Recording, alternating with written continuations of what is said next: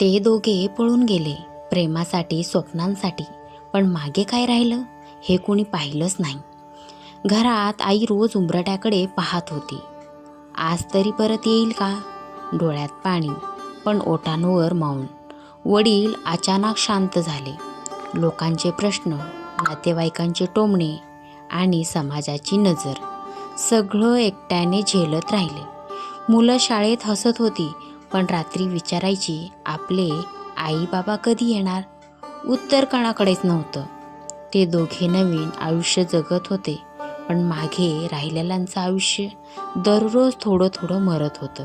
कारण पळून गेलं फक्त 2 माणसं नव्हती, एक पूर्ण परिवार तुटून पडला होता. पळून जाताना नेहमी विचार करावं, मागच्यांचं काय होईल?